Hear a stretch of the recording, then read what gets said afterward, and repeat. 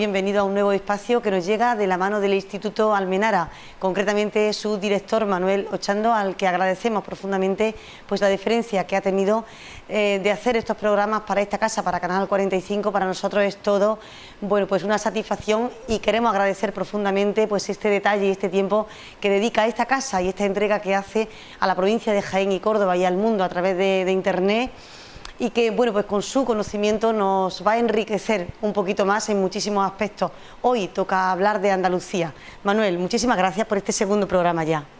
Muchas gracias a vosotros, porque la verdad que Canal 45 lo ve cada vez más gente, es una emisora independiente a la cual creo que cualquier andaluz de conciencia debe apoyar profundamente. Muchas gracias, Manuel.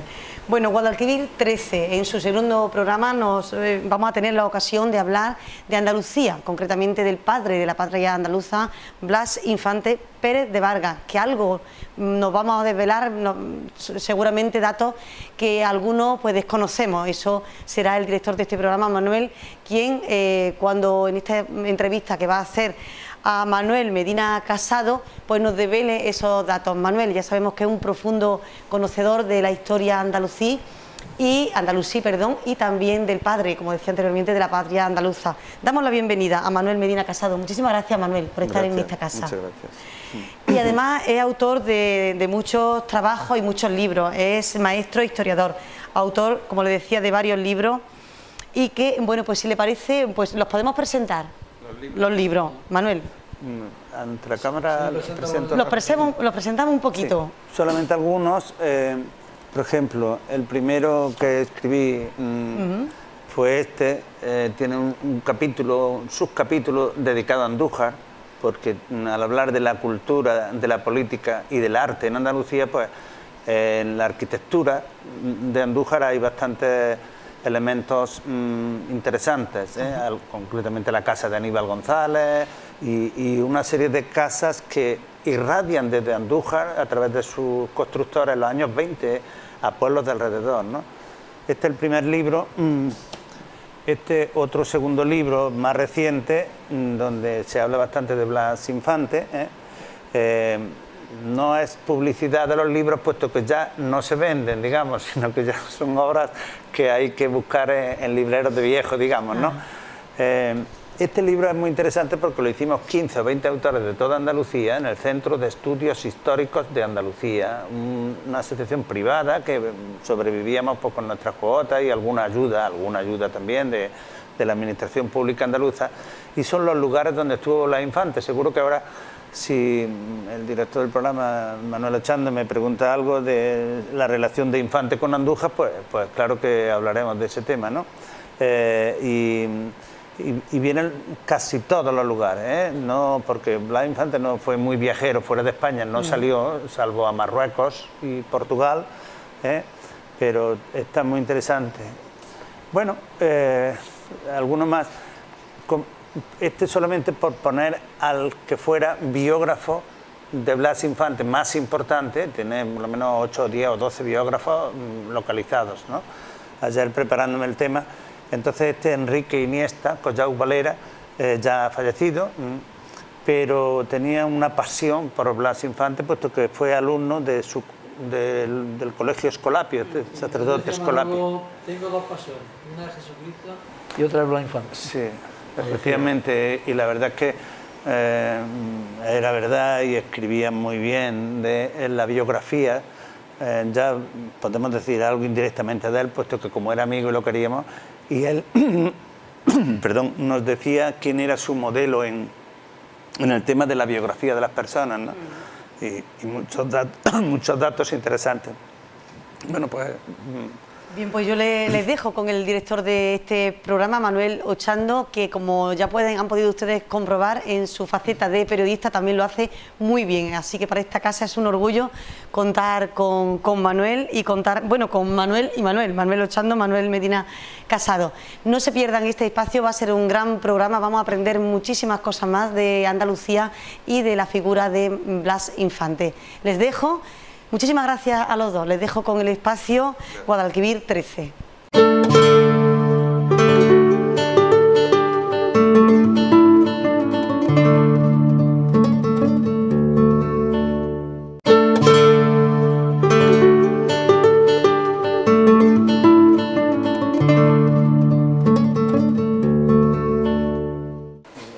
Bueno, queridos espectadores, como ha dicho Mari Carmen Gómez, hoy tenemos con nosotros la suerte de tener aquí a Manuel Medina, que ya es un antiguo colaborador.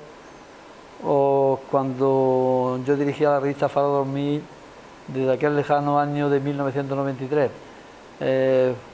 Un poco como introducción, Manuel, dime qué recuerdos tienes de aquella revista tan entrañable Faro 2000, en la cual tú eras redactor y que colaboraste muchísimo. Efectivamente, la revista Faro 2000, en la que estuvimos trabajando 8 o 10 años, como no era algo estresante la colaboración, sino que era cada 3 meses, me parece que salía, y teníamos la suerte de tener la colaboración económica del grupo de empresa Valeo, pues se trabajaba estupendamente. Un gran recuerdo de la revista y de lo que salía, del género. Probablemente, ya lo hemos dicho, una de las mejores de Andalucía, sin publicidad, por la valía de los colaboradores, todos los que tenías como colaboradores, pero también por la aportación económica del grupo de empresa Valeo, de Martos. ¿Sí? Además, colaboradores que ahora a lo largo de esta entrevista saldrán a relucir, algunos de la gran talla y valía, como la de Enrique Iniesta Goya Valera, el mejor biógrafo que ha tenido hasta la fecha Blas Infante. Bueno, pues para entrar en tema, te pregunto, ¿cómo se forma la personalidad de Blas Infante? ¿Cómo inciden en su pueblo de Casares el Colegio de los Escolapios de Archidona y la visión que ve desde niño del jornalero andaluz? O su estudio, la vivencia que tiene y su estudio universitario en la Universidad de Granada, que creo que también, aunque estudiaba por libre, iba allí a hacer los exámenes, pero creo que también Granada le marcó a Infante. Efectivamente, primero hay que decir que vamos a hablar de la persona que más ha entregado su vida por el tema de Andalucía, y entonces se ha correspondido con él estudiándolo muy a fondo, ¿eh? Desde la gratuidad de los biógrafos que lo hemos estudiado, desde la gratuidad, desde la ocasión histórica que ha supuesto la consolidación de la autonomía, llevamos ya casi 40 años, una autonomía. Entonces, efectivamente, los historiadores se han centrado mucho en una etapa tan importante en la vida de una persona como es la educación y la formación. Pues voy a decir un poco los sitios donde estudió. Como era de familia bien, con posibles, su abuelo materno fue alcalde del pueblo y era abogado. Parece ser, según una teoría de Manolo Hijano, un historiador de Málaga, que empezó a recibir clases particulares en su casa, antes de incorporarse a la enseñanza pública en el instituto. Luego se fue a un colegio privado, que era instituto, lo que pasa es que no se examinaban allí, que era el Colegio de los Escolapios de Archidona, provincia de Málaga. Sí, sí. Él era de pueblo, pero se va a un pueblo mucho más grande, que es Archidona. Él era de Casares, un pueblecito. Sí, te interrumpo. De allí me acuerdo las charlas aquellas que teníamos con Enrique Iniesta, que le llamaba a él también mucho la atención cuando Infante se asomaba a la ventana y veía a los jornaleros con el cazo para recoger las sobras de la comida del colegio, y decían que iban a coger la jiropa, creo que era, ¿no? Sí, la jiropa. Efectivamente, según el biógrafo Iniesta, en la etapa, y además corroborado por los manuscritos de Blas Infante, que escribe a mano, cuando él, corroborado por el mismo Blas Infante, el colegio que tanto me influyó y tal, o sea que no se lo inventa el biógrafo. Sí. Entonces, bueno, despertamos a la vida en la adolescencia, en la infancia, si somos muy observadores, y Blas Infante lo era. Generalmente la gente que escribe tiene que ser observadora. Evidentemente había una gran carencia de alimentos en alguna época, en los años 20, los años 10, en Andalucía, sobre todo en los años 10. Estaba muy difícil. Entonces, la labor social que hacían del colegio, pues era dar la comida que sobraba en los grandes perolas, o sobraba, o echaban más a los jornaleros en paro en las campiñas andaluzas eran épocas de hambruna, de carestía, y todavía no había llegado los años 30, que fueron peores todavía, ¿no? Entonces Infante cuenta, o sea, todo lo que dicen los biógrafos, decimos, no nos lo inventamos, tiene que estar documentado de alguna manera, y efectivamente el desarrollo sociopolítico de la mentalidad de Blas Infante en el Colegio de los Escolapios, si bien no estuvo mucho tiempo porque era caro, eran gente de la burguesía agraria andaluza los que iban allí, internos, y se cambia a otro instituto de Málaga. Y por cierto, era amigo allí en su pueblo de Casares de unos gitanos, y a su abuelo, que era el caciquillo del pueblo, no le gustaba mucho, ¿no? Claro, ya hemos dicho que de los abuelos de Infante, el abuelo paterno creo que no lo cita nunca en sus manuscritos y tal, pero el abuelo materno, que tiene una casa hermosa, yo la he visto en Casares, pues era abogado, y además hay un dato curioso, influyó bastante en él, no solo por ser alcalde y tener una vocación política, sino porque era desde luego de los más importantes en el pueblo, que tenía cierta autoridad, entre comillas cacique, cuando tiene una autoridad no despectivamente, sino si sería importante que en la etapa de alcaldía del abuelo de Infante se separa medio municipio y se constituye el ayuntamiento de Manilva. Manilva está mejor situado que Casares, está junto a la costa, y Casares le dejan un poco de costa simbólica, pero Manilva ahora en mucho se segrega, se independiza, se segrega jurídicamente y todos los mentes, pero por el abuelo de Infante. ¿Influiría en él su abuelo? Sí, porque se sabe que se iba a estudiar por las noches a la casa del abuelo, que tiene unas vistas, perspectivas preciosas y tal. Era una casa mucho más, más importante y mejor que la de sus padres, que era más pequeña y tal. Y luego tras estudiar los Escolapios, va a Málaga, también estudia en Málaga. En Málaga se conoce, yo tuve la suerte de ver la ruta infantiana en Málaga, que me la enseñó otro historiador, amigo, compañero y casi maestro también, aunque es más joven que yo, Manuel Hijano me enseñó la ruta infantiana de Blas Infante en Málaga, el Colegio San Rafael, donde estudió con su hermano, también internos. ¿Allí qué hace? ¿Los estudios? De bachillerato. De bachillerato ya superior, digamos. Blas Infante tuvo un hermano más pequeño varón, que era Ignacio, que también se dedicó a la judicatura, a las leyes. Infante hizo las oposiciones a notarías, a notario, su hermano Ignacio hizo oposiciones a juez, a magistrado, y fue juez en Linares, concretamente fue juez en Linares y en el Tribunal Supremo en Madrid, los dos de izquierda, los dos familia culta.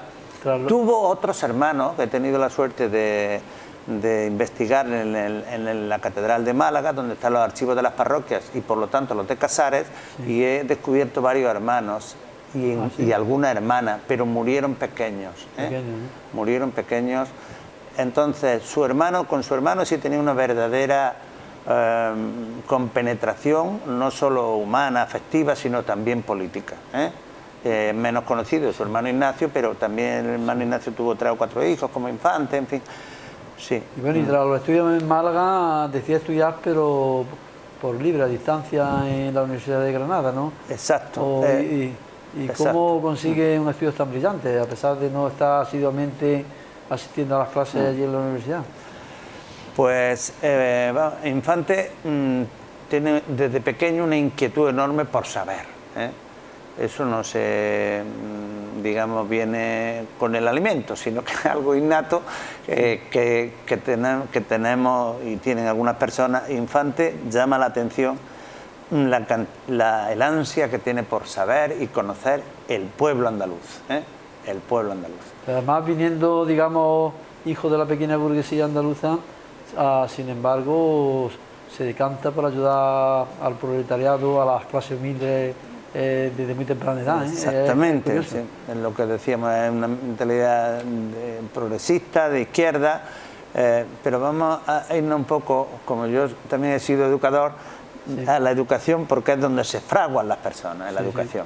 Tiene páginas en sus manuscritos, porque no todo lo que escribía lo publicaba, sino que han quedado cientos y cientos de... cientos y cientos de obras, de algunas más pequeñas, otras más sin publicar, ¿eh?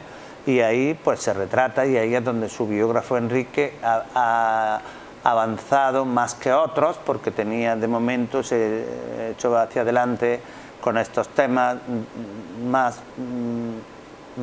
privados del autor, ¿no? Sí. Entonces volvemos un poco a la formación, ya que es la última etapa, pero la más importante sin duda, la universitaria, porque ahora ya no es que vaya a estudiar a la casa de su abuelo y por las noches frescas de la Costa del Sol occidental se suba a la terraza, que él lo cuenta eso a mí, en las mañanas viendo amanecer, se tiraba toda la noche estudiando y tal, sí, para sacar la carrera de Derecho, que la hizo, si eran 4 años, la hizo en 2 años, ¿no? Luego las brillantes posiciones que tuvo el notario, ¿eh? Y luego tuvo que esperar, porque no tenía los 25 años que se exigía para hacer las oposiciones a notaría. Entonces tuvo que esperar 2 años. ¿Y qué hacía? Pues ayudar a hacer la labor que su padre hacía en el registro civil. La había ganado antes, ¿verdad? Las oposiciones, antes de la edad, ¿no? Claro, y tuvo que esperar 2 años. Tuvo que esperar para ejercer. Exactamente, para poder ejercer, ¿eh? Entonces, el impacto granadino. Bueno, si vemos que dura mucho, pues podemos tener 2 sesiones. Sí, tú tranquilo. Entonces, el impacto granadino es el siguiente, desde mi punto de vista. Conocía Casares, que es un pueblecito de 2.000, 3.000 habitantes en su tiempo, precioso, pero pequeño. Mi pueblo morisco, que decías, porque verdad que todo el aspecto morisco del pueblo en el urbanismo, desde allí se ve Gibraltar, desde allí se ve, desde su pueblo Casares, en los días buenos se ve África. Incluso África, sí. Se ve continuamente paso de este punto de los más estratégicos del mundo, el estrecho de Gibraltar, el paso de naves, de naves de guerra, otras comerciales, etcétera, pescadores, etcétera. Bueno, es un sitio que a mí me da mucha emoción cuando paso por allí y tal.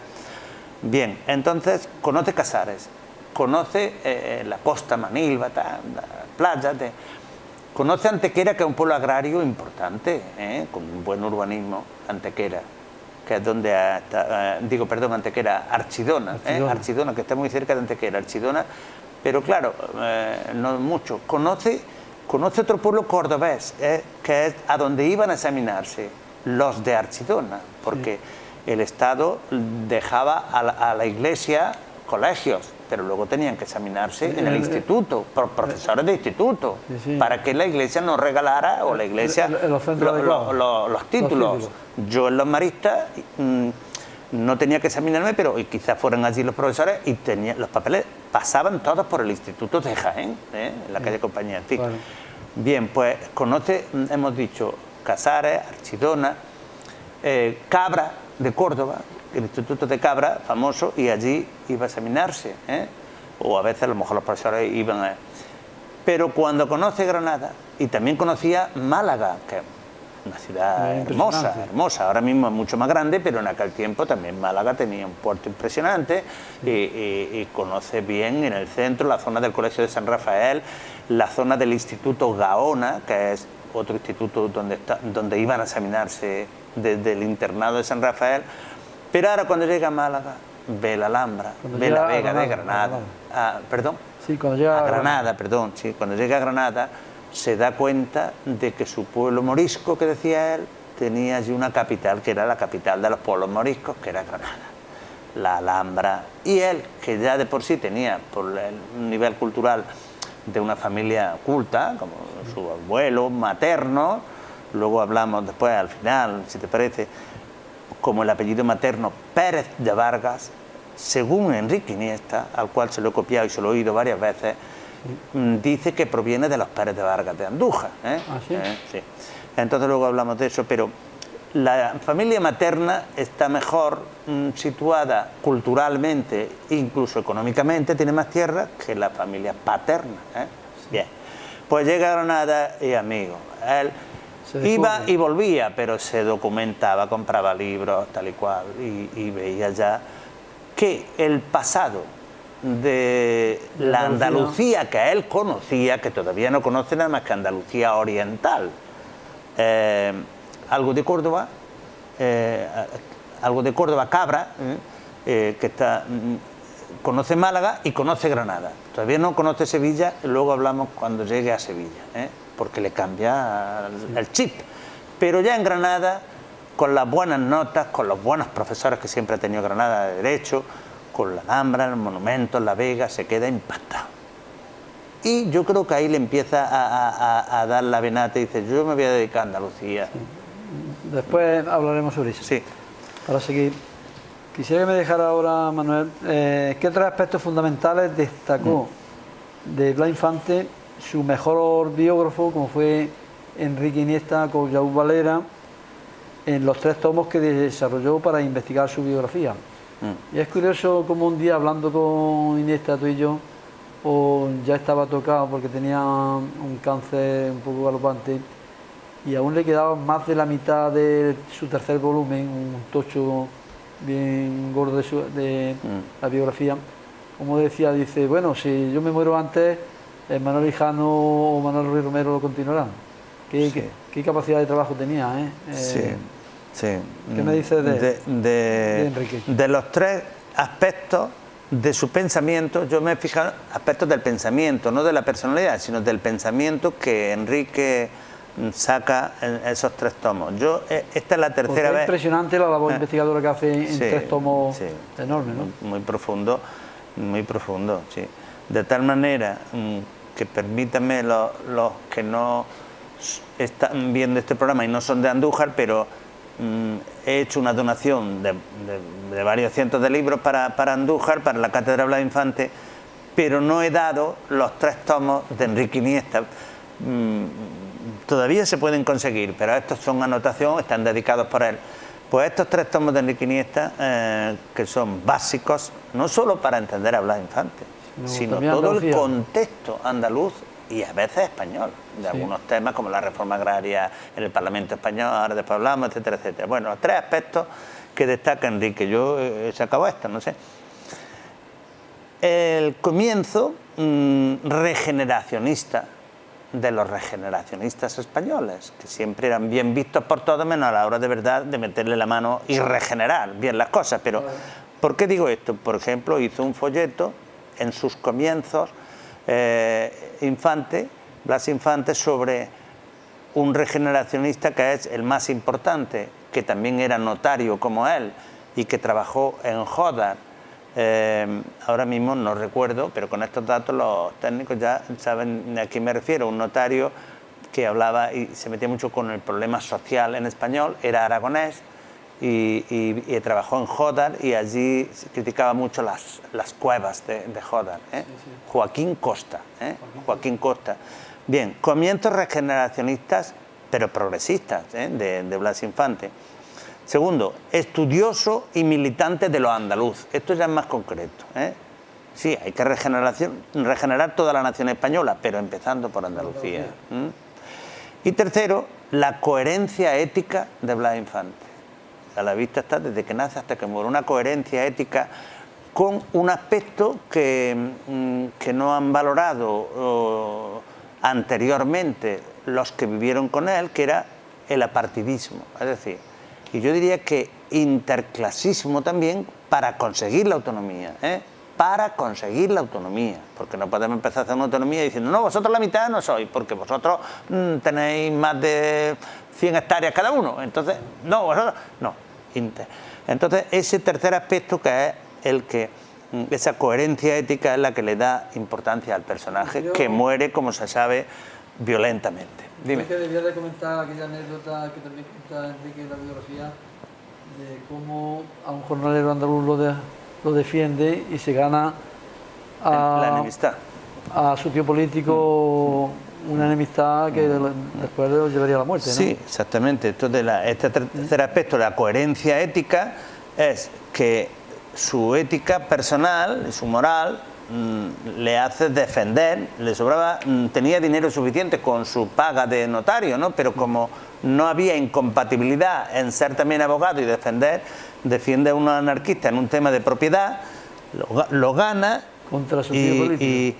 Y su tío político, el tío carnal de su mujer, pues dicen que hizo algún comentario de que le había ganado esto, pero que ya más adelante ya ya se Luego cuando lo nombran aprovecharé. gobernador de Sevilla tras el triunfo de la insurrección franquista, Sí, las familias ya no se tiene saben piedad, cosas. no tiene piedad de él. En fin, la coherencia ética de la cual hemos hablado varias veces está, por los historiadores, está reflejada y se ve también con, bueno, la tragedia de la guerra civil pues hace que muera violentamente. Bueno, ¿Cuántos años le llevó a hacer esta obra de 3 tomos? Creo que fueron 25 años, ¿no?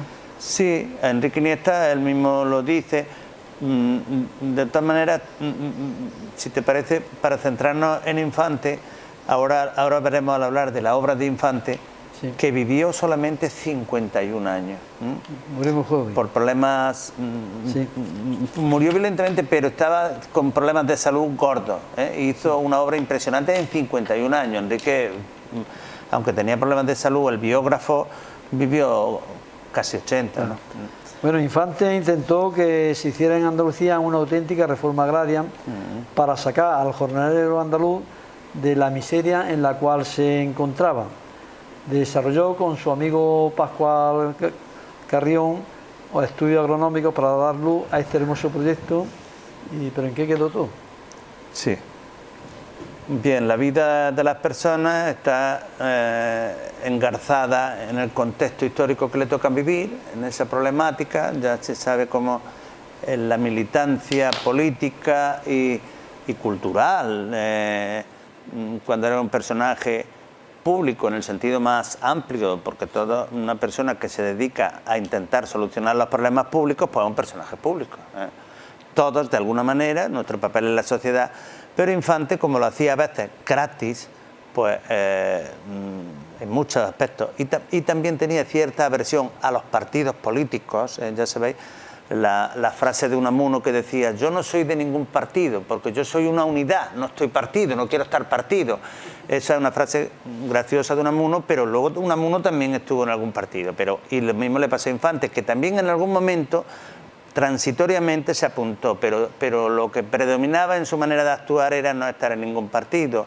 Entonces, ¿cómo vuelvo a preguntarte la pregunta concreta? Sí, concretamente, como Infante, siendo notario, por ejemplo, Sí. pues se vuelca también cuerpo y alma en los estudios Sí. agrarios que hace con un especialista Sí. como era el Pascual. valenciano Pascual Carrión. Sí. Bueno, pues ahora viene lo que decía antes, de que Infante no conoce Andalucía hasta que no llega a Sevilla. Se ha escrito poco de esto, pero la verdad, bueno, si te lees los libros ya lo deduces rápidamente. Cuando algo ya habría en su fuero interno, antes de ejercer, de que él quería, porque está, si me aprietas, Casares está casi a la misma distancia de Sevilla que de Granada. Y no tiene que atravesar, y hacia Sevilla y su comarca llana es hacia donde van las aguas, pero también va la gente, porque es una zona más poblada. En esta época más poblada está Sevilla, y luego tenía cierta, si bien eran dos capitales, de hecho, no de derecho, porque de derecho no había ninguna capital en Andalucía, pero Blas Infante elige Cantillana, que es un pueblo que está a la afuera es su primera notaría, de Sevilla. Llega a Sevilla y están haciendo el censo agrario 2 ingenieros agrónomos de categoría, y también con una conciencia social. Ingenieros agrónomos midiendo los agrimensores.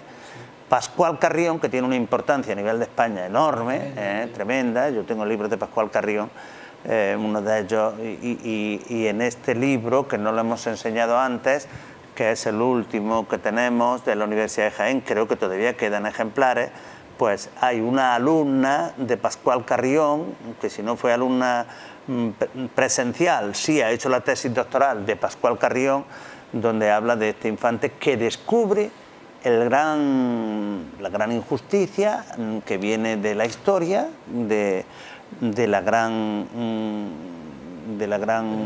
latifundio, de la gran lacra que es el latifundio en Andalucía por razones históricas, etcétera, etcétera.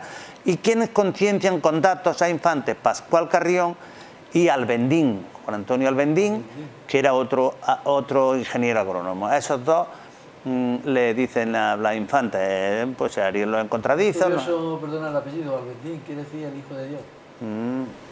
origen árabe del apellido, sí, de Andalusí. Andalusí. Pues bien, estos dos, Pascual Carrión era valenciano, y estaba en Sevilla, los dos haciendo el censo agrario, Sí. para pagar más impuestos, y son los que meten a Infante no solamente en la analítica de la distribución de la tierra en Andalucía y los latifundios, sobre todo en Sevilla más que en ningún sitio, también en Córdoba, Jaén, no tanto en Granada, no tanto en algunas zonas, comarcas concretas, Huelva. Y estos meten a Infante en la liga del impuesto único, que es el georgismo, como primera fase para intentar después hacer una reforma agraria, que fue el tema que me proponías. Empezó con mucha ilusión primero con el georgismo, pero después ya... Claro, no porque primero porque las doctrinas económicas varían mucho y en algunas épocas más de la cuenta, cuando hay pacto revolucionario y tal. De todas maneras, la reforma agraria se había hecho en Rusia, no la reforma, allí fue una revolución agraria. Hay que distinguir entre una reforma y una revolución, es decir, bueno, ahora la vuelta a la tortilla y ahora esto del Estado, etcétera, etcétera. Bien. Entonces, el tema de la reforma agraria, me acuerdo que Enrique me decía que no podía acceder, por sus circunstancias de dar clase en el colegio, a ir al Parlamento, al archivo del Parlamento, donde estaban las sesiones de la Comisión de Reforma Agraria, en la cual metieron a Infante, sin tener partido, sin tener escaño, y estaba también Pascual Carrión y otros, interesados y conocedores de este tema del latifundio. La reforma agraria no se hizo en la República por una serie de razones que no sería ahora, sería largo. Por la guerra civil. Claro, eso es la fundamental. Bueno, pues, y la guerra civil, como fue también producto internacional, pues fue por la crisis del 29 en Nueva York y una serie de cosas más, ya que nos vamos muy lejos. Claro. Seguimos. Blas Infante, consciente de la necesidad de vertebrar Andalucía, comenzó por crear los centros andaluces. ¿Qué eran estos centros y qué fin quería conseguir con ellos, con los centros andaluces, Blas Infante? Muy bien, ya estamos entrando en materia importante, Blas Infantiana. Bueno, primero hay que decir una fecha muy importante en la vida de Infante, que no se ha dicho tanto, ya han pasado más de 100 años, 1916. En 1916 hace él solito un papel con los estatutos del Centro Andaluz de Sevilla, 1916. Se nos ha pasado el centenario y no se ha dicho ni pío. Caray. Bien porque no hay partido andalucista, bien porque no nos interesa, a los 4 historiadores supongo que sí. El pueblo en general no tiene conciencia andaluza. Porque tenemos más conciencia de lo que el día a día. Bien, entonces crea el Centro Andaluz de Sevilla, que era una preciosidad de estructura política y cultural, donde se daban clases particulares, iban gente, funcionarios y gente bien que trabajaba allí. Y además no era partidista, gratis. estaba abierto a todo el mundo, ¿verdad? Abierto, daba clases de adultos, a personas que iban por las tardes, que estaban en el paro y podían ir, o que querían, daban charlas de historia, era una especie de Ateneo obrero, vamos a decirlo así, porque ya Infante ya estaba en el Ateneo de los señoritos, por decirlo entre comillas. Luego ya todo se va grabando, pero que él creó un centro andaluz con la siguiente idea. Estamos hablando de 1916, ya hace 101 años más o menos, con la siguiente idea. A ese centro se podían incorporar otros centros con el mismo estatuto o parecido. ¿Cuál es el siguiente? Córdoba. ¿Cuál es el siguiente? Jaén. En Granada tardan. O sea que en Jaén es antes que en Granada. El centro En Granada tardan mucho. Y entonces Infante, para animarlos, dice, mira, hasta Jaén, que tiene menos historia que vosotros, no tiene una historia tan lustrosa, ya tiene un centro andaluz y vosotros todavía no estáis. De alguna manera los centros andaluces iban en la línea de lo que él ya dijo en su libro de la dictadura pedagógica, o sea, quería instruir, ¿no? Exactamente, ¿no? Si es que Blas Infante, ya hemos dicho que era un regeneracionista. Para regenerar un país tiene que ser a través de la educación. Había un alfabetismo enorme en Andalucía. por muchas circunstancias, poca inversión, la más sangrante es la poca inversión de los ayuntamientos y del poder político, el poder central, porque el poder autonómico no existía casi, el poder provincial incluso también. Entonces, una manera de quitarlo pues era esto. Ahora, Blas Infante era la concienciación política lo que quería a través de los centros, ¿no? Sí. De los centros. Todavía él ni pretende, por eso se dice que el andalucismo en los comienzos es un movimiento, no un partido político, un movimiento, y ahí está. ¿Cuántos centros andaluces ha habido en Andalucía? Por lo menos 30. Algunos marchaban de maravilla, como el de Casares, porque... ¿Las capitales han tenido todos centros andaluces? No todos. ¿Almería, por ejemplo, tuvo centro andaluz? Almería yo creo que no llegó a tener. Almería no llegó a tener. Huelva a lo mejor tampoco. Pensemos la labor tan ingente y tan titánica de estas personas que tenían que viajar con su dinero, porque estaba la Internacional Comunista, la Comintern, estaba la Internacional Socialista, estaban los partidos de derechas que tenían dinero y daban algunos, pero los andalucistas que habían empezado con Blas Infante, que era un chiquillo allí, bueno, sí, que su abuelo era alcalde del pueblo, pero de cero prácticamente, con la concienciación que le dan Carrión y Albendín y esta gente. Y en Sevilla hay cierto cainismo contra todo el que llega de fuera que quiere destacar, y más si tú le vas a tocar lo más mínimo a los demás de derechos, ¿no? En fin, la verdad es que lo tenían negro. Bueno, pero unos 30 centros andaluces, todo esto está muy estudiado. Sí. Otras cosas que no le interese a nadie que esto se conozca. Y ahora que no hay partido andalucista, con una estructura potente, y pues esto se puede quedar en el olvido, lo mismo que ya estuvo 40 años, porque esto lo hemos descubierto nosotros, porque los de la Liga, ya fallecidos casi todos, Aumente, Ruiz Lagos, Emilio Lemos y todo esto, que habían conocido a Infante personalmente y tal, pues nos lo han dicho, pero y porque había una transición política, pero ahora estamos a la baja. Y ya otro programa hablaremos de, pues seguimos. De eso. Para desarrollar un proyecto de una Andalucía autoconsciente que saliera de la pobreza en la cual la habían sumido, ¿con qué personas contaba en la capital jiennense? ¿Es Inocente Fe su principal colaborador en esta ciudad? ¿Quién era este personaje? ¿Qué cargos tuvo? ¿Y cómo entró en relación con Blas Infante? Vale, pues... no sé si la cámara, no creo que haya cámara, pero aquí hay dos trabajitos de una edición que hicimos, un dinero que nos dio la Diputación precisamente, o la Junta de Andalucía y tal, dos trabajitos, una del Centro Andaluz de Jaén y otro de la relación epistolar por carta de Blas Infante con Inocente Fe, que fue el primer alcalde regionalista, no se decía andalucista. Igual sea el alcalde de la capital jiennense, ¿no? De la capital jiennense, el primer alcalde regionalista, pero se presenta como independiente. Sí. Entonces ese es el personaje que, como hemos tenido la suerte que no hayan quedado dos cartas y una tercera que se sabe que también la recibió, pero se ha perdido, que yo sepa está perdida. Tú recoges en tu libro... recuerdo yo haber leído alguna carta. Ahí, que le mandó en este libro están las dos cartas recogidas. En los congresos de andalucismo histórico están dos cartas. No son importantísimas. Era más importante y novedosa la tercera, que no se conoce, porque a Infante lo dan emigrado a Venezuela, porque se retira después de ciertos problemas de la vida pública, y como había... Cuando se fue a Isla Cristina, ¿no? Se va a Isla Cristina, se quiere ir de Sevilla porque la cosa está negra, está que arde, exactamente, con todos estos problemas sociales y tal y cual, y entonces se va a Isla Cristina y dice, no, es que se ha ido a Venezuela y tal, y él mismo lo cuenta, ¿no?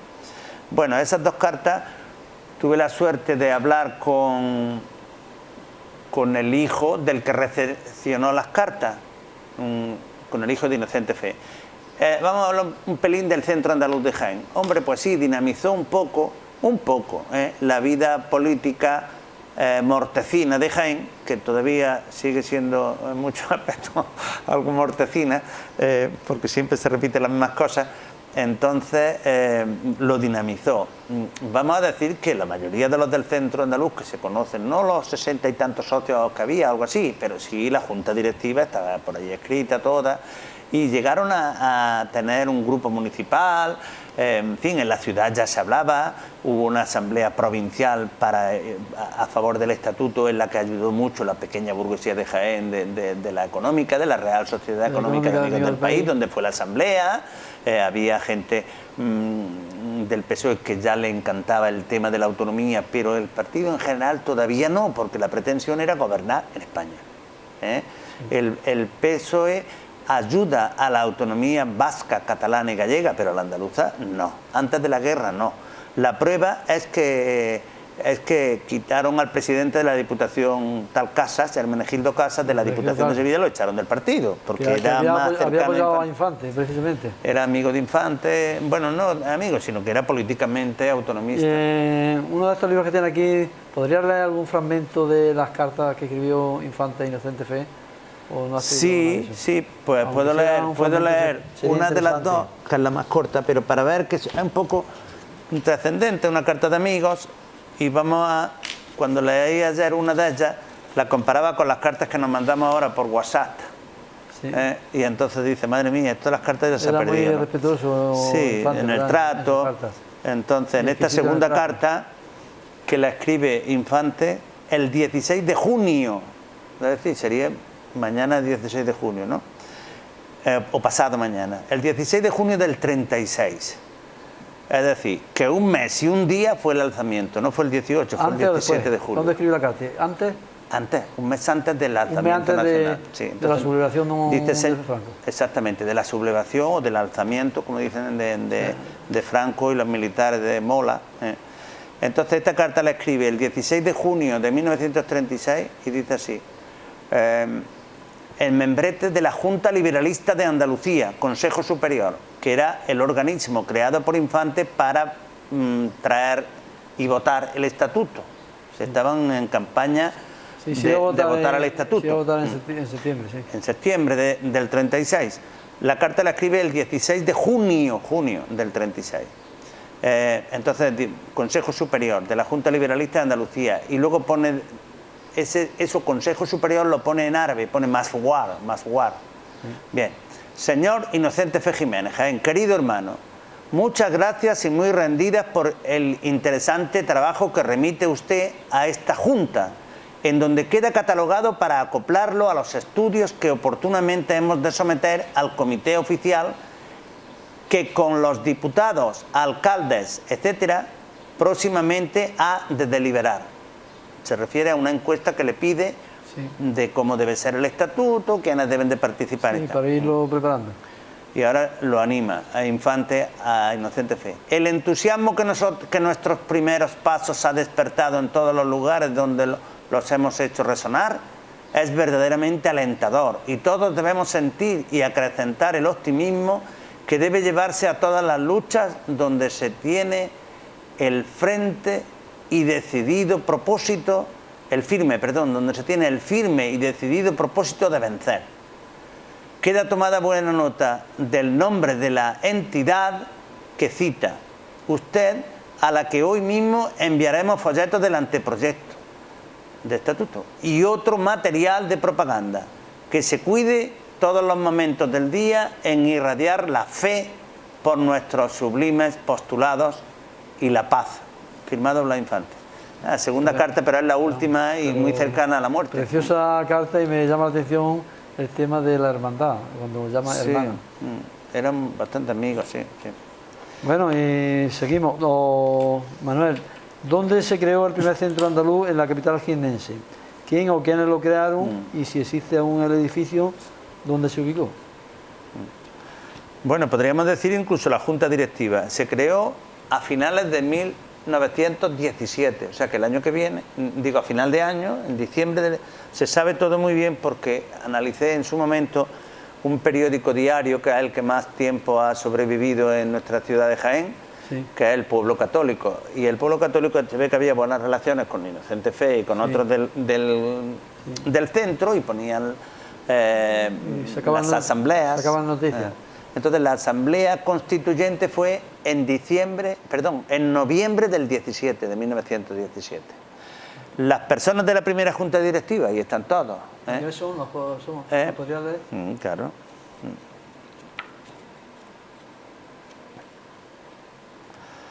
La primera Junta Directiva, el Centro Andaluz de Jaén, fue un 24 de diciembre, es decir, Nochebuena. ¿De qué año? Del 17. Del 17. El lunes 24 de diciembre la Asamblea ya constituyente. Antes se había fundado. Hace 100 años, se cumplen 100 años en diciembre. En diciembre, sí. Bueno, pues, ahora, espera. La Junta Directiva, por votación de todos los adheridos, resultando elegida la misma que había nombrada con carácter provisional un mes anterior, formada por los señores Pedro de las Parras, abogado. Ese es el presidente, este después fue alcalde. Este sí fue alcalde ya como regionalista, porque Inocente Fe fue como independiente. Luego estaba Lázaro, un tal Lázaro, que era notario, era el vicepresidente. Vocales, Inocente Fe, que era industrial, es decir, que tenía negocio. Álvarez era médico. Un tal Porras, que era confitero, la confitería Porras ha durado en Jaén muchos años. Estos eran los vocales. Un tal Montoro, tesorero. Un tal Valladar, que era administrador de correos y era el secretario. Y además viene una crónica, claro, lo bueno de la prensa es que hay que ver la prensa para sacar temas que nos interesen. Y se comunicó que en el próximo enero se celebrarán algunos actos de propaganda en los que tomará parte los señores Infante, Cambó, ahora de eso vamos a hablar ahora también. Calvo y otros regionalistas de Sevilla y Córdoba. O sea que en estos años, porque había elecciones y tal y cual... Bueno, y como seguimos con la casa, yo he visto esta casa que está en Bernabé Soriano, o conocida como La Carrera, una casa extraordinaria por su arquitectura, pero que está muy abandonada, ¿no? Ni los propietarios ni el ayuntamiento se han dignado ni siquiera a darle una mano de pintura, una joya que es, ¿no? Allí en aquella casa, que es el de un tal Jodar, le alquiló... ¿Por qué abandonamos tanto lo nuestro? Te hablo un poco para no salirme del tema del andalucismo. Allí fue el primer centro andaluz. Si ves la casa dices, pues estos no eran precisamente obreros. Es cierto, he visto médicos, voluntarios, era de la pequeña burguesía, de los funcionarios de Jaén. La casa no está como merece. Parte también por fallo de los... Yo creo que sobre todo pues de los dueños que no quieren poner ninguna placa o del ayuntamiento que tampoco, aunque está catalogada y no se puede hacer obra en la puerta, está justo enfrente. En realidad esa casa es de un tal Jodar, que era un empresario importante de la industria de las luces. Sí, la fábrica Jodar. De la fábrica Jodar de luz. La fábrica de luz. Entonces, como es particular, por ahí te escapan, ¿no? Pero el primer piso estuvo Blas Infante por lo menos 2 veces. Allí, como está enfrente de la casa propiamente de Inocente Fe, en La Carrera, donde esa calle tan importante, a 100 metros del Teatro Cervantes, donde nos anuncian este meeting. No está muy bien arreglada, pero todavía tiene la puerta original y la decoración. Yo por el interior no he estado, el primer piso no he estado, que es donde estaba el centro andaluz. Abajo habría negocios y el primer piso está el centro. Y termino, la casa da también a la Plaza del Pósito, con una fachada más bonita todavía que precisamente por ambos sitios. O la casa extraordinaria, curiosamente, hace poco, como tú sabes, se celebró una conferencia sobre el tema de arquitectura en Jaén y el ponente, a mí me sorprendió que ni siquiera la citara. O sea, para los jiennenses, yo soy jiennense, es una auténtica vergüenza que el primer centro andaluz, o fundado por Blas Infante y Inocente Fe y la Junta Directiva esta que ha nombrado Manuel Medina, pues es una auténtica vergüenza que una casa de una arquitectura magnífica de principios del siglo XX, pues no se le hagan los mínimos trabajos de mantenimiento, ya sean por los propietarios o por las autoridades que debían de insistir en ese tema, y así vamos perdiendo cosas entrañables nuestras. Yo voy a dar un pequeño dato. Cuando vi en la nota periodística el número de la casa de la calle Bernabé Soriano, donde tenía la sede alquilada el centro andaluz, dije, bueno, el número ya habrá cambiado. Porque esta investigación la hice hace 30 y tantos años. Sí, sí. Pero luego veo en una segunda visión del artículo que coincidía el número original. Digo, pues entonces era esta. Efectivamente me lo corroboraron, que era esa casa. Sí, sí. Bien, puede ser una anécdota, pero otros partidos tienen su historia. Claro, la casa, vuelvo a decir, es particular, ¿no? Pero que menos que decir, porque a nadie molesta saber lo que había allí, ¿no? Una placa, algo, no sé, en fin, ahí tenemos culpa todos. Pero más que nada es que esta no es la casa del dirigente de un partido, sino es la casa de una persona que concienció o quería concienciar en su propia identidad a la nación andaluza. Exactamente. Entonces quizás esto es lo que nos perdonen, que los andaluces tengan conciencia de su propia identidad como pueblo, ¿no? Efectivamente. Bueno, pues seguimos. Ya has comentado tú antes la alusión precisamente al meeting que dio Cambó. Cervantes, que dio Blas Infante con Cambó en el Teatro Cervantes. ¿En qué contexto se celebró este meeting? Bueno, pues Blas Infante vino dos veces a Jaén, sí. Pero vamos a centrarnos un poco en un personaje que sale aquí que tuvo mucha más importancia que Blas Infante en la política autonómica española, que es Francesc Cambó, un gran empresario y gran abogado catalán que fue ministro del gobierno de España. Lo que nos gustaría es que algún ministro catalán hubiera entrado en los gobiernos de Suárez, pero como catalanista, y no han querido, no han querido. Ya en otras elecciones posteriores Cambó tampoco quiso. Entonces el tema es trascendente. De todas maneras, Infante, ya por los nacionalismos periféricos, o quizá también para darse a conocer como andalucista, o promotor de la identidad andaluza, ya tuvo también con Castelao, creo, en Galicia, y el mismo Blas Infante viajó allí, y él era muy dado a darse a conocer, dar a conocer el trabajo que estaba haciendo, y también, por supuesto, recoger lo que estos dirigentes gallegos catalán estaban haciendo. Hombre, la mentalidad autonomista de Infante no era solo para Andalucía, sino para toda España. Y no que yo sepa y recuerde ahora mismo, nunca estuvo en Cataluña, pero sí en Galicia, como tú muy bien dices. En Madrid también estuvo, cuando murió su padre, que murió en Madrid con su hermano Ignacio.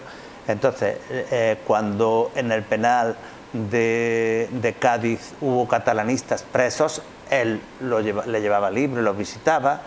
Pero lo que quiero decir es que Cambó vino 2 veces a Andalucía. Con Blas Infante no se entendió. Se ve que parece ser que dijeron, bueno, mira, vosotros por vuestro lado y nosotros por el nuestro.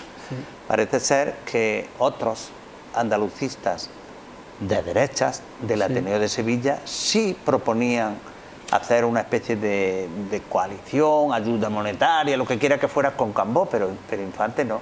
No obstante, en este año 18 se va de vuelta por ferrocarril Cambó para Cataluña, después de estar en Sevilla, y le acepta ese mitin a Pedro de las Parras, que era el presidente ya electo, ¿no?, del Centro Andaluz de Jaén. Bueno, entonces acceden a hacerlo juntos. Contexto. El contexto es la Asamblea de Ronda de 1918, porque el mitin fue en enero del 18. ¿Cuándo fue la Asamblea?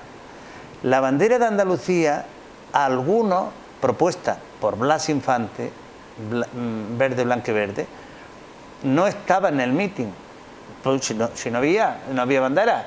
Si la habían aprobado semanas antes en Ronda, si es que se había aprobado, porque no hay acta donde lo ponga, sino que después de la Asamblea de Ronda, la Asamblea de Ronda solamente fue Pedro de las Parras, a la Asamblea de Ronda de enero del 18, solamente fue Pedro de las Parras por Jaén, y a lo mejor algún acompañante más. Ir a Ronda en aquel tiempo, digo para que se vea qué lentas son las cosas cuando se hacen con cierta gratuidad. Yo supongo que sí, que se lo pagaban de su bolsillo estos estos nobles burgueses, y encima les llamamos despectivamente burgueses, ¿no? Encima de que se gastan el dinero, porque eran funcionarios de clase A, como se dice ahora, pero... Bueno, pues Cambó accede al meeting, y el meeting gustó mucho, y el meeting pone el pueblo católico que había una expectación grande en el Jaén. Se llenó el Cervantes, ¿no? El Teatro Cervantes. Yo no sé, no he visto en ningún sitio que se llenara, pero que había expectación para el meeting, que era reciente el regionalismo en la ciudad de Jaén, que Jaén es una ciudad, pues que hay pocas cosas, pero cuando hay algo parece que...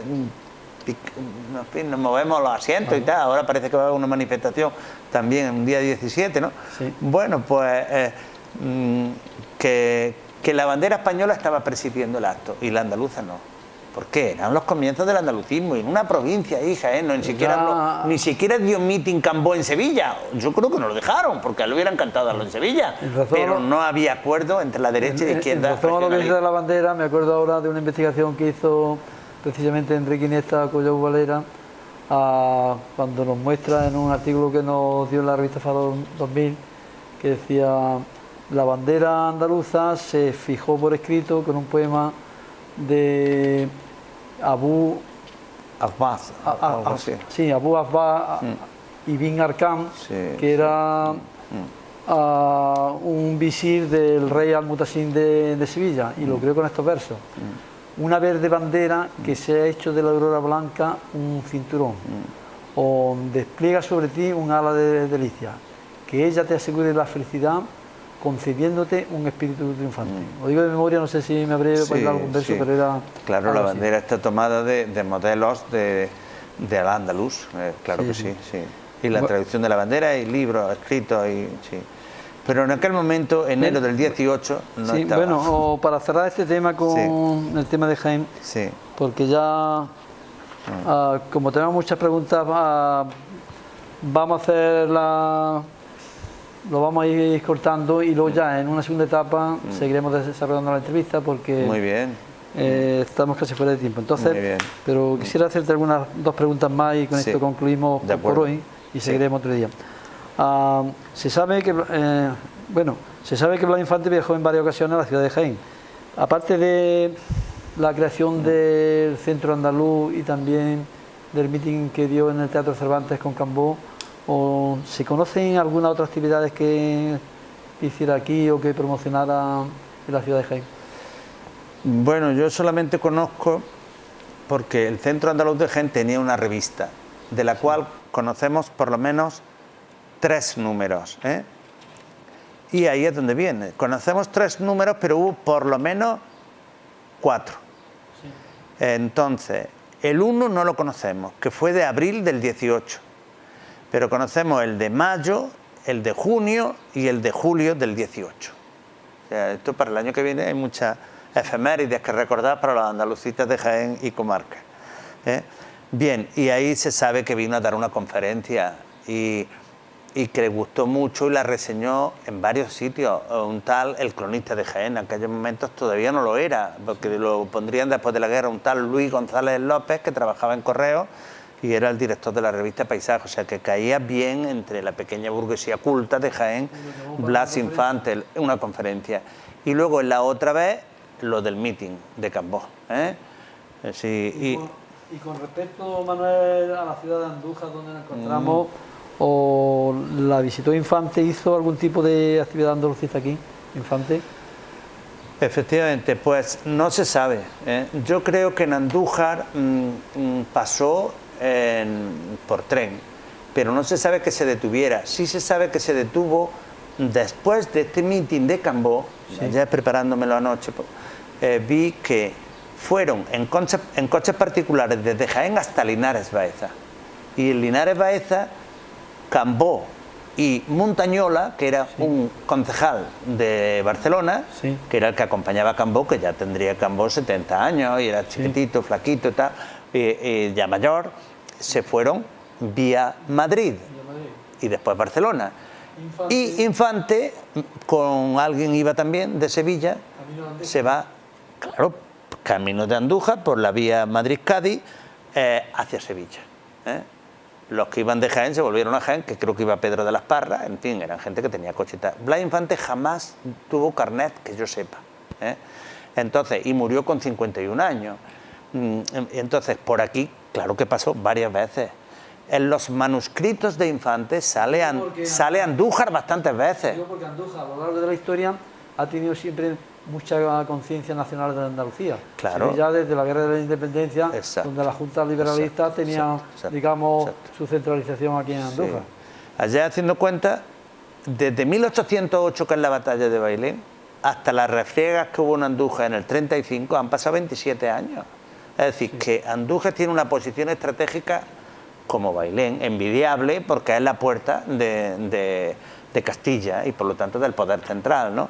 Entonces, lo que sí se sabe es que cuando Infante descubre por sus lecturas y sus trabajos la importancia de Andújar en la Junta Soberana, pues se pone muy contento para darle a su teoría del nacionalismo andaluz más importancia, porque que al andaluz era importante, eso lo saben hasta los escolares de Holanda y los de Alemania, vamos, los escolares que estudian historia, Pero Infante, pues como había estudiado Derecho y no Historia, pues no conocía cosas y él lo va elaborando. Yo, para terminar, o cuando tú digas que terminemos, pero sí decir que Infante tenía una obsesión en la cabeza que era conocer toda Andalucía, y por eso fue a Almería solo y gastándose el dinero, como siempre, ¿no?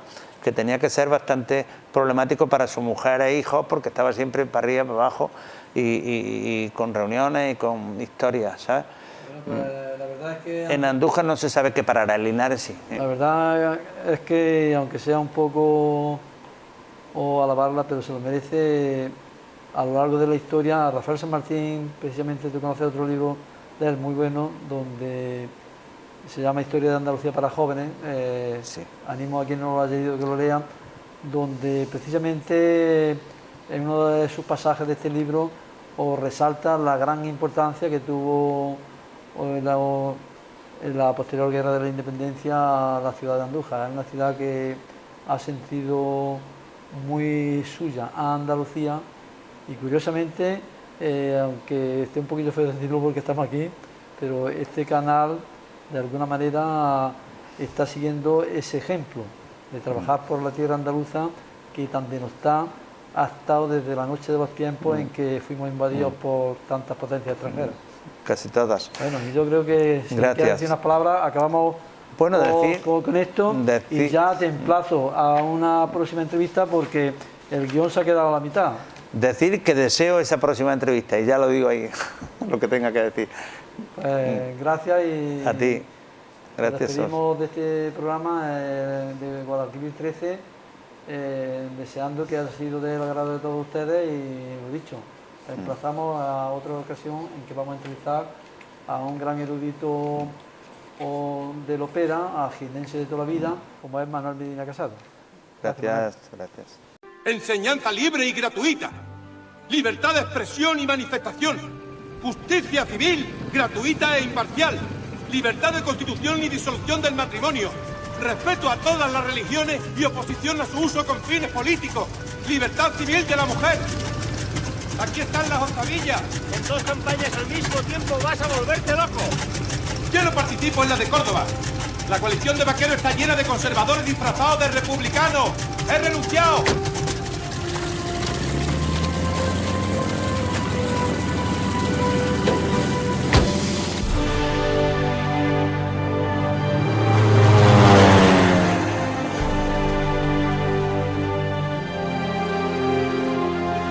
Quizá no podamos solucionarlo todo tan rápidamente, pero sí dar pasos importantes, como acercar el poder a nuestro pueblo. A fin de mes hay una asamblea regional en Córdoba. Espero que salga la base del Estatuto de Andalucía. Me alegra esa cara, Rafael. Hemos logrado aprobar anteproyectos por aplastante mayoría. ¡Protesto! Por ese viva Andalucía libre. ¿Y qué quería usted que dijera? ¿Viva Andalucía esclava? ¡Bah! Pues anda que si llegamos a contemplar como queríamos las propuestas de la Constitución de Antequera, de la Asamblea del 19 y de nuestra campaña a las constituyentes.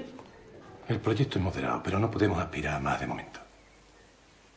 Recuerdo que era algo así. Sí, sé cuál es.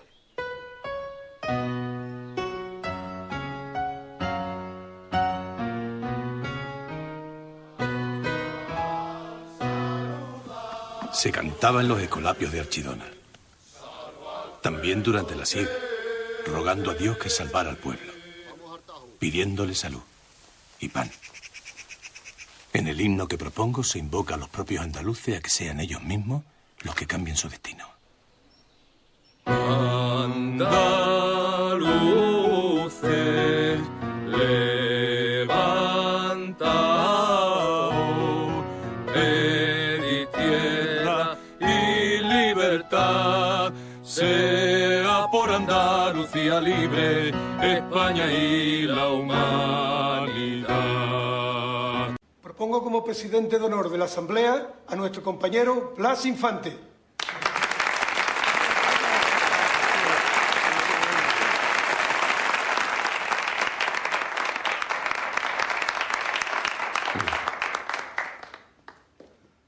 Acabo de llegar de Madrid, donde el gobierno nos ha encargado el proyecto de reforma agraria.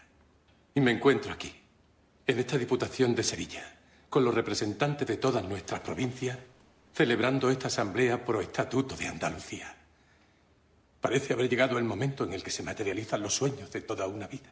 Gaditanos, hoy 12 de julio de 1936 es un gran día para todos los andaluces. Por primera vez va a izarse junto a la enseña de nuestra querida república la bandera que lleva los colores de la paz y de la esperanza.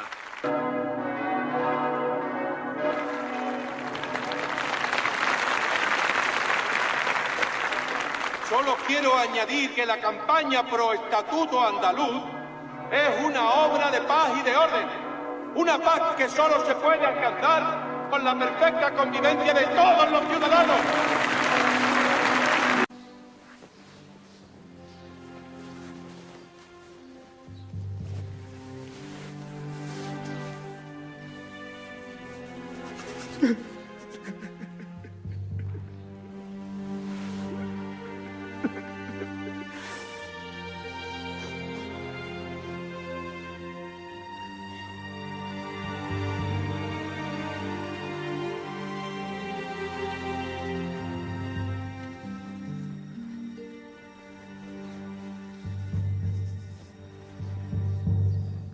Este agosto está haciendo muchísima calor.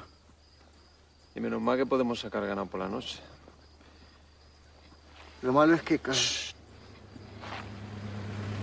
están ahí. Hoy han llegado antes y no traen el camión.